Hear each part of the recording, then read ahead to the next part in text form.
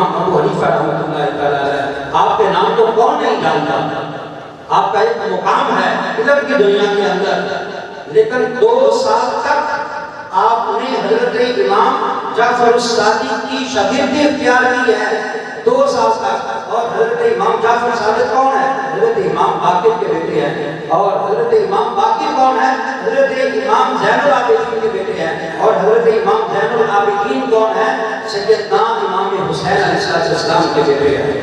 اور ان کی شاگردی میں گئے تو پھر کہتے ہیں پڑھنے کے بعد، محدثین سے پڑھنے کے بعد، سارا علم رکھنے کے باوجود آپ نے خوبصورت جملہ ارشاد فرمایا، جو کہ حضرت امام جعفر الصادق کا جب نام آتا ہے نا تو علم کی دنیا کے اندر اور روحانیت کی دنیا کے اندر آپ کا ایک مقام ہے۔ اور اکثر آپ سے لوگ کہا کرتے تھے حضور ہمیں نصیحت فرمایا کریں، اور آپ خود بھی کہا کرتے تھے اے لوگوں جو سننا ہے مجھ سے سن لو، جو سیکھنا ہے مجھ سے سیکھ لو، کل کو میری طرح تمہیں کوئی نہیں سکھائے گا۔ آپ کا یہ مقام ہے علم کی دنیا کے اندر، روحانیت کی دنیا کے اندر۔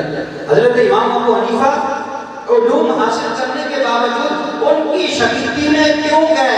اور آپ نے جملہ ارشاد فرمایا جو ہمارے لیے یہ مشعل راہ ہے اور ہمارے لیے یہ دلیل بن گیا کہ علم کے ساتھ ساتھ جب تک آپ کسی اللہ کے بندے کی صحبت اختیار نہیں کرتے، اس علم کو سنبھالنا آپ کے لیے مشکل ہو جائے گا۔